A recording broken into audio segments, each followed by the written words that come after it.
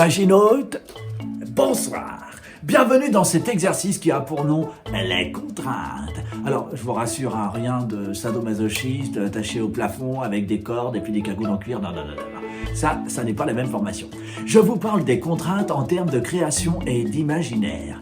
Lorsque vous avez un projet à mettre en place, une idée à trouver ou tout simplement réaliser quelque chose, vous vous retrouvez systématiquement devant une page vierge, devant une matière vierge si vous êtes sculpteur, un tableau blanc si vous êtes peintre, quelque chose où tout est possible. Vous n'avez plus aucune limite, seul votre imaginaire peut se déverser et dégueuler toute sa créativité sur la page. Il n'y a rien de plus frustrant, il n'y a rien de plus angoissant que de se dire « mais par où je commence ?» Votre planche de salut, c'est les contraintes. Je vous donne un exemple très simple. Il y a un auteur que je vous laisserai chercher qui a écrit un roman sans jamais mettre la lettre E. Imaginez des centaines de pages et pas un seul E. Hein?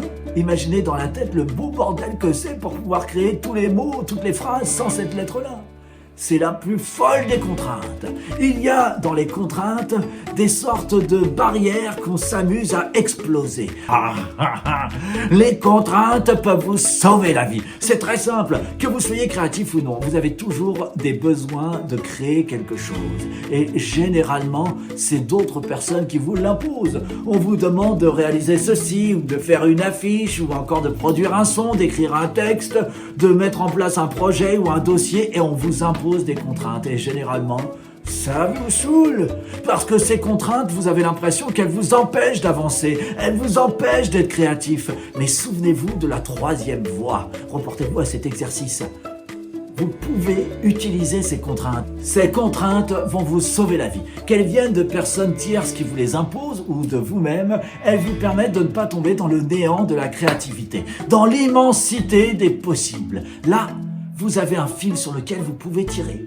Ces contraintes vont vous permettre de lier tout ce que vous pouvez et, si vous êtes un peu taquin, de les pousser un peu, de pousser ces murs de contraintes et enfin de pouvoir vous émanciper. Les contraintes, c'est les petits trous du vélo lorsque vous apprenez à en faire. Les contraintes, c'est les petits trous qu'il y a sur le vélo quand vous avez appris à en faire.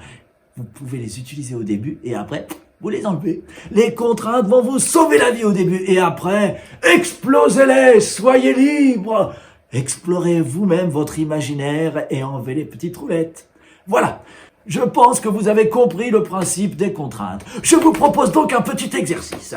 Vous allez devoir créer une petite histoire de 3 ou 4 lignes, pas plus. Non, première contrainte, cette histoire devra faire 3 lignes. Elle devra faire 33 mots. Et à la fin, elle devra finir par un mot qui parle d'une couleur. Que ce soit bleu, rouge, vert, violet, ce que vous voulez, le dernier mot est une couleur. Voilà.